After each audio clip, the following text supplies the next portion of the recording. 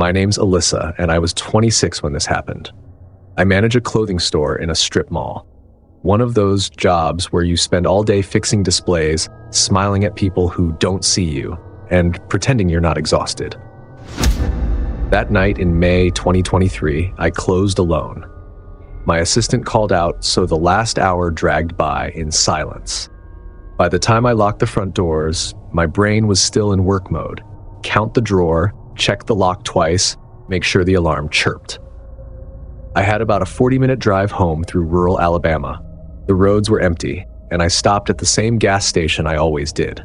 One of the only lit places on a dark stretch of road with nothing else around. The station was half lit. A couple overhead lights were out, making the pumps look tired. Inside, the store glowed harsh and bright. I could see the clerk behind the counter, head down on his phone. I parked near the front, and then I saw a woman. I thought she was walking past my car, but she stopped. She was standing right beside my driver's side door now. She was close enough that opening the door would have hit her. She was in a light-colored hoodie and dark pants, hair pulled back, messy. Nothing obviously threatening about her, but people don't stand that close unless they want something. I rolled my window down a couple inches. "Hey," I said, "are you okay?" No response. I waited for the usual request. Money, a ride, a phone, something. She just looked at the window. I tried again. "Ma'am?" Still nothing. I looked toward the store. The clerk hadn't noticed. 2 cars pulled in, got gas, and left without slowing down. When I looked back at her, something felt wrong in a way I couldn't immediately explain. Her mouth hadn't moved at all. No swallow, no twitch, nothing. And her eyes, she wasn't blinking. Not normally anyway. It didn't look natural. It looked intentional. Like she was trying not to move. That stillness started to feel aggressive. I checked my locks automatically. I hadn't turned the engine off. "If you need help," I said, "I can call someone for you." She hadn't looked at the clerk. She hadn't looked around. She'd been watching only me. I put the car in drive and eased forward, thinking I'd just reposition, pull closer to the door where the light was better. She moved with me. She stepped forward at the same pace, staying aligned with my door. I stopped. Now she was still right there, like we hadn't moved at all. I cracked the window a little more, enough to talk clearly. "I'm not opening the door," I said, "but if you need help, I'll call someone." Her gaze dipped. Phone, door handle, back to the window. I locked the doors again without thinking. I moved in my seat to look past her toward the front door. She adjusted too, just enough to stay blocking the door. That's when my thoughts shortened. Don't get out. Don't argue. Get away from her. I lifted my phone to my ear like I was making a call. "Hey," I said loudly, "I'm at the gas station on County Road. Can you stay on the phone with me?" I wasn't calling anyone. She didn't react, so I honked. One long blast that echoed across the lot. The clerk finally looked up. One guy at a pump turned around.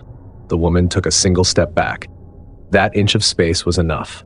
I put the car in reverse and backed up slowly, never taking my eyes off her. I just wanted distance. She stayed where she was, watching. As my angle changed, I noticed something else. Her hands were slightly behind her hips, like she didn't want me to see them clearly. Maybe it meant nothing. My body didn't believe that. I pulled forward toward the store, parked under the brightest light, and got out fast. Inside, my hands started shaking. "That woman outside," I said to the clerk. "Do you know her?" He leaned and looked. "She'd been standing there?" "Yes, right next to my car." He shrugged. "People be weird." Like that meant or explained something. I bought a bottle of water I didn't want just to stay inside, and watched through the glass. She hadn't gone to a car. She hadn't asked anyone else for help. After a few minutes, she walked around the corner of the building, toward the darker side near the trash cans, and disappeared. When I finally left, I scanned the lot carefully, and then I took the long way home, sticking to lit roads, even though it added time. I don't even know if this is a story or not, but what really scared me is that she never asked for anything. She didn't pretend to be desperate. She didn't explain herself. She just took the space beside my door and waited for me to decide what kind of person I was going to be.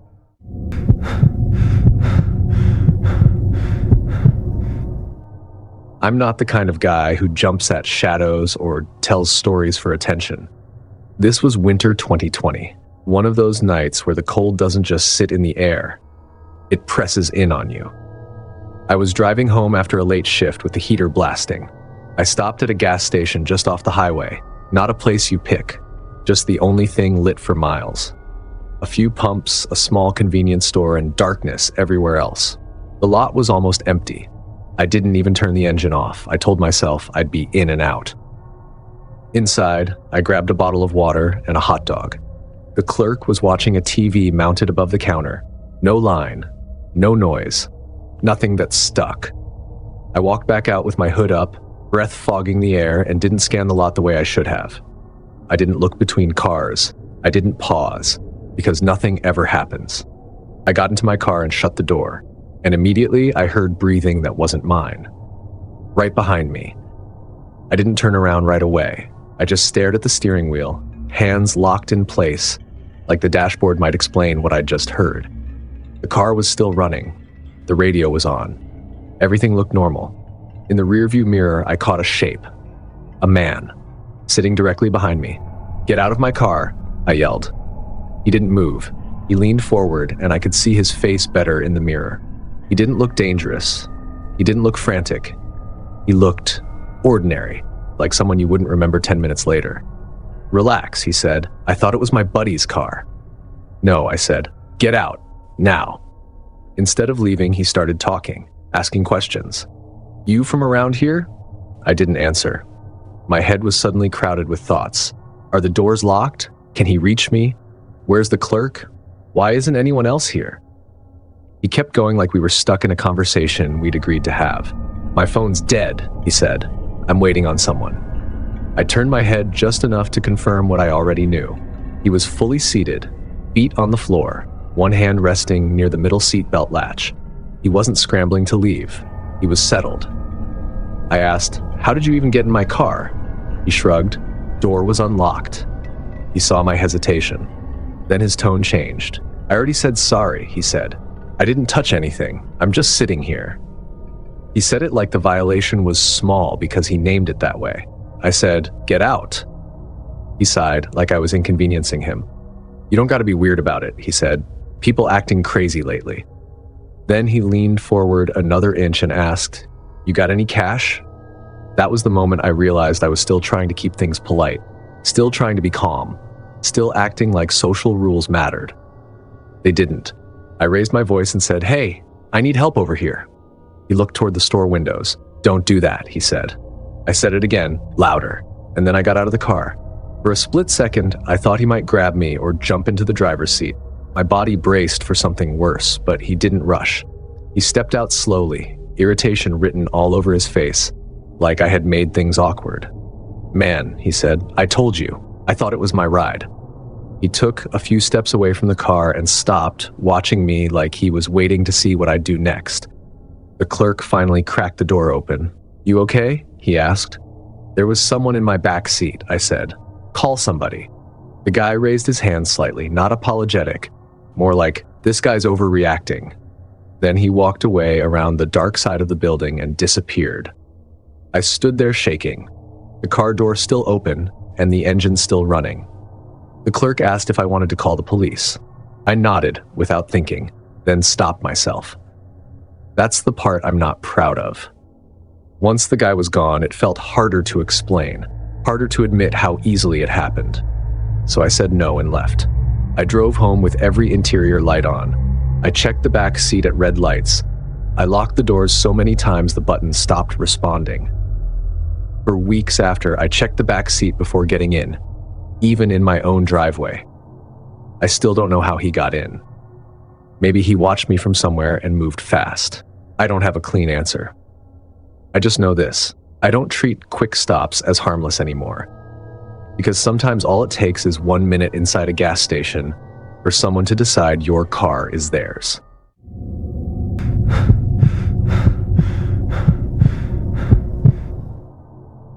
I was driving back through northern Michigan after visiting a friend from school. It wasn't a fun trip, just one of those late drives where you're trying to beat bad weather and get home before things get worse. The snow had already started, the kind that doesn't look dangerous yet. The weather app had been warning about lake effect snow all day, and every mile north felt darker and emptier. I kept telling myself I had enough gas. Then the needle dipped under a quarter tank. Up there at night, that matters more than you think. There aren't many exits, and when you miss one, you can drive a long time before seeing another sign of life. So when I spotted a small gas station off a 2-lane road, just a plain building with 2 pumps and a flickering open sign, I took the exit without thinking twice. The lot was half buried in snowbanks. No fast food, no other businesses, just that one building glowing under harsh lights. I pulled up, slid my card, and the pump beeped at me. See cashier. Of course. I pulled my hood up and went inside, already planning the interaction in my head. Pay, pump, leave. The place smelled like old coffee and cleaning chemicals. Fluorescent lights hummed overhead. Rows of chips, jerky, windshield fluid, all very normal. There was one clerk behind the counter, a guy in a beanie and hoodie under his work shirt. He looked tired, like he'd been there too long. I smiled and said, "Hi, I need 20 on pump 2. He nodded, reached toward the register, then stopped. "1 second," he said. Then he turned and walked through a door behind the counter marked employees only. The door shut behind him. I stood there with my wallet out, waiting. I could hear the coolers humming, snow ticking against the windows. It felt like a normal pause at first. Then it didn't. I waited longer than felt reasonable. I cleared my throat and called out, "Hey, no rush, just whenever." No answer.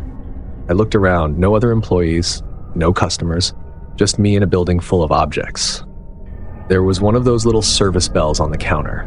I tapped it once. The sound rang out way louder than it should have. But still nothing. I wandered an aisle, pretending to browse, picked something up, put it back, checked my phone, 1 bar of service. Minutes passed. And what started bothering me wasn't just that he hadn't come back. It was that there was no sound from the back at all. No footsteps, no drawers, no voice. I leaned toward the back door, trying to see under it. There was no light and no movement. I decided I'd just leave. I didn't need this exact station.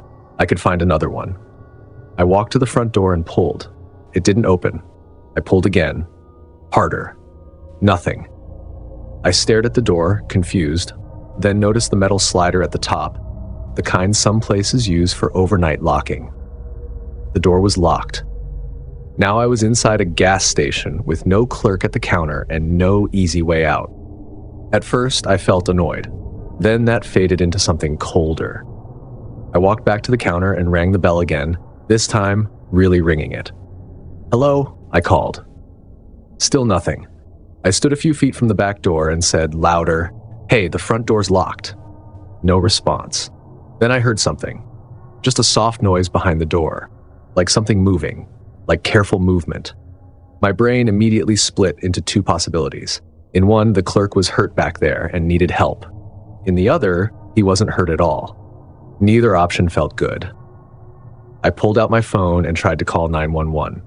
The call screen came up, then failed. I tried calling my friend. Same thing. 1 bar. No connection. I looked out the front windows. My car sat alone at the pump. No headlights on the road, no movement anywhere. And that's when it really hit me. There was no one in charge here. No authority, no witnesses.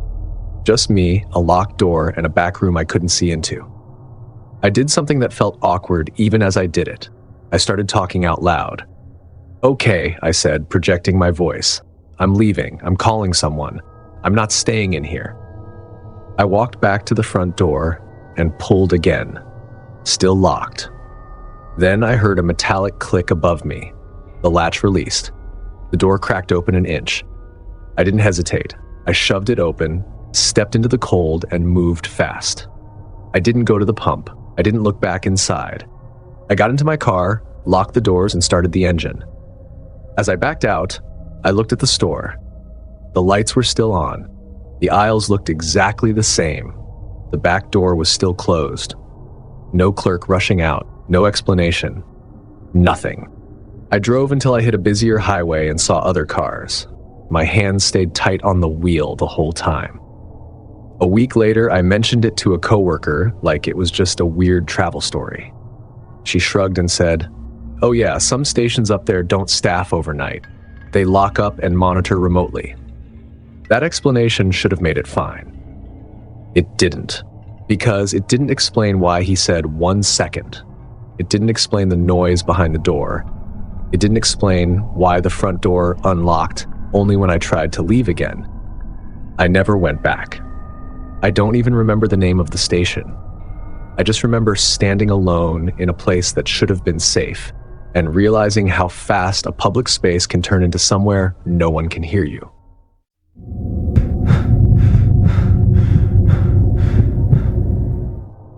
I was 29 when this happened, and it still feels uncomfortable to explain, because nothing big happened. No chase, no screaming, no police report. Just one moment where I realized how easily politeness can be used against you. It was around 1:30 in the morning near El Paso, Texas. I'd just finished a long shift on a travel assignment and was driving to the town where I was staying. I wasn't exhausted enough to be sloppy, but I was tired in that way, where you are alert on the outside, dulled underneath. I only stopped because I needed gas. Out there, you don't always get options. When I saw a station with a bright canopy and lit windows, I told myself it was fine. A pickup sat near the entrance. Another car was parked at a far pump with its headlights on. It looked normal enough. I pulled in, stepped out, and immediately felt the heat. Desert nights don't cool the way you expect. The place smelled like dust and fuel.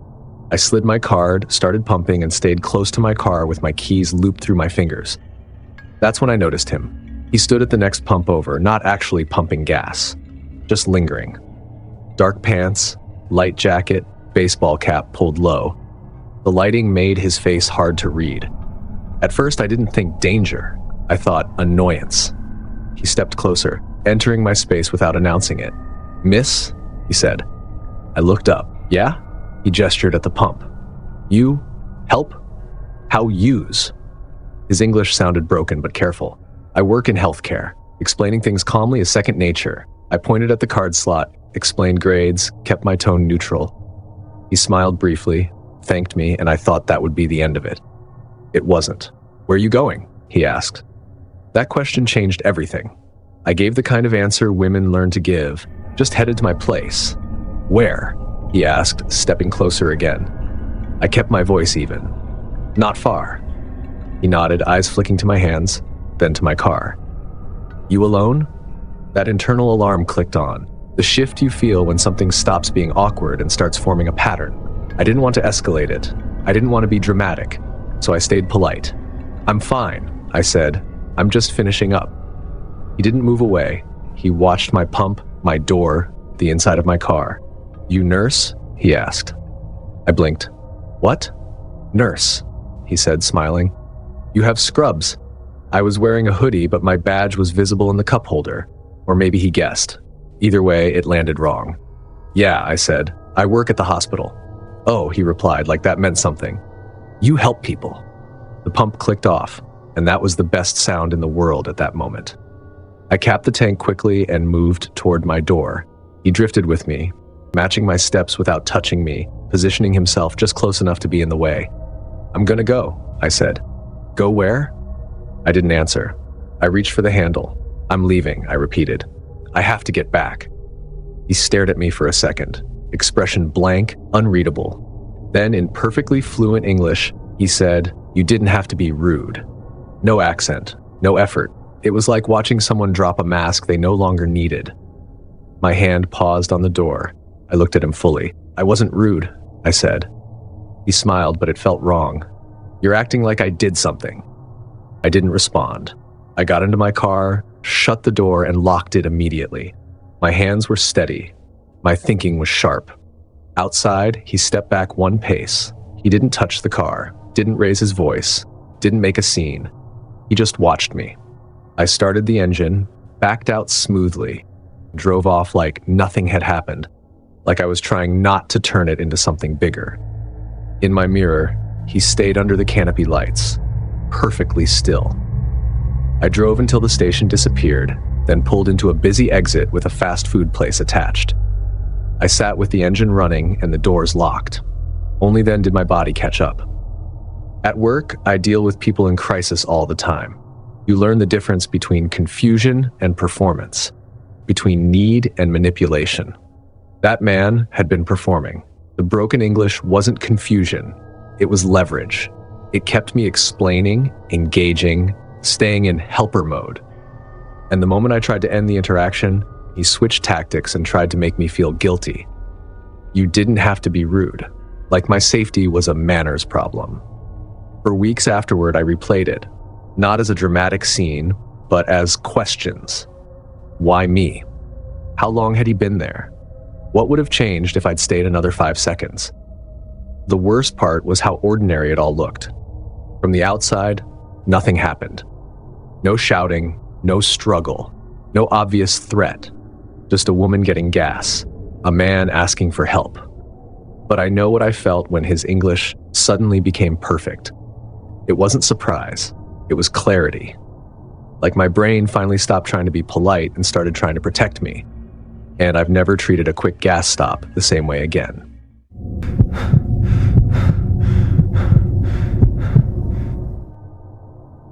I'm 41 and I run construction crews for a living.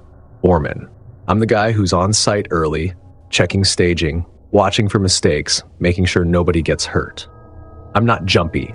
I don't get spooked by shadows or noises. That matters because if this had happened to someone else, I might have brushed it off. This was Bakersfield, late 2019, just before midnight. I remember because my phone clock was the brightest thing in my truck besides the dash. I'd been on a late job, cleanup dragged, paperwork dragged longer, and all I wanted was gas and sleep. The station was familiar. Bright canopy, humming lights, small store. Not empty, not busy. One car near the front pumps, a pickup by the entrance. I parked on the far side of the building. Habit. Fewer cars, more room to pull out. I drive a work truck with tools in the back and I don't like being boxed in. That side of the building was darker. The canopy lights faded around the corner, leaving a stretch of weak wall lights, a trash enclosure, and a delivery door. Quiet. The kind of quiet where you notice everything. I left the engine running and checked a text from one of my guys about the morning load. That's when I heard the knock on my driver's side window, like someone knocking on an office door. My first reaction was irritation, not fear. I turned my head and saw nothing but darkness, just my own reflection in the glass. Then the person leaned forward enough to catch the light. Not a full face, just part of one. A cheek, a mouth, the brim of a hat. Close enough that his breath fogged the corner of the window. My body tightened immediately. I cracked the window maybe half an inch. "Hey," he said casually, "you got the time?" Normal question. Almost convincing. "Almost midnight," I said. "Appreciate it," he replied. And he didn't step back. He stayed right there. Too close, half hidden, positioned where I couldn't see his full body. "Where you headed?" he asked. I paused. "Home." He laughed lightly, like we were chatting. "Long day?" "Yeah, I'm good," I said, starting to roll the window up. His hand lifted, palm out, like he was politely stopping me. "Hey, relax," he said quickly. "I'm not asking for money." That sentence flipped something in my head. I hadn't accused him of anything. He said it because he knew how this looked, because he knew the situation was off. I rolled the window all the way up. I expected him to step back, shrug it off, walk away. Instead, he leaned closer. His forehead nearly touched the glass. He smiled like he was trying to reset the moment. Then he tapped the window again. I didn't respond. That's when it hit me. I hadn't heard him approach. No footsteps, no gravel crunch, no fence rattle. Nothing. That side of the building was quiet. The kind of quiet where you hear trash shift in the wind. If he'd walked up, I should have heard something. I scanned around him, trying to figure out how he got there. Behind him was the wall and a narrow strip of gravel between the building and a chain-link fence. On the other side of the fence was an empty lot, dirt and weeds. If he'd come around the corner, I would have seen him in my mirror. That mirror catches that angle. I know it does. If he came through the gravel, I should have heard it. But the first sound he made was knocking on my window. He knocked again and looked toward the passenger side like he was checking options. That was enough. I put the truck in drive and rolled forward. As I pulled out, he stepped back fast, like I'd interrupted something. My headlights swept across him for a second. I saw more of him then. Mid-30s maybe, scruffy, hat pulled low, normal looking. But one arm was held close to his side, angled away from the light like he didn't want it seen. I drove under the canopy lights and straight out of the lot. At the next light, I checked my mirrors, expecting headlights. Nothing. That bothered me more than a chase would have. It meant he wasn't acting on impulse. He tried the interaction, tested boundaries, and when it didn't work, he let it go, like I wasn't the only option. The next day at work, one of my guys joked that I seemed jumpy. I laughed it off. I didn't explain. Because how do you explain that what rattled you wasn't a visible threat, but the way someone appeared beside you from a place you thought was empty? For a long time after that, I stopped parking in dark corners. I kept my mirrors wider. I stayed alert even when I didn't feel like I needed to be. And sometimes, when I'm near the dark side of a building late at night, I catch myself listening, not for footsteps, but for the sound that should come before someone arrives. Because that night in Bakersfield, it never did. Only the knock. If these stories reminded you that danger doesn't always announce itself, go ahead, smash that like button, hit subscribe so you never miss the next nightmare, and let me know which story got under your skin. And if highways feel safer than gas stations, think again. Click now to watch 4 really scary highway stories. Because sometimes the road isn't empty. You're just not supposed to see who's there yet. Thanks for watching. Stay alert, stay safe, and I'll see you in the next nightmare.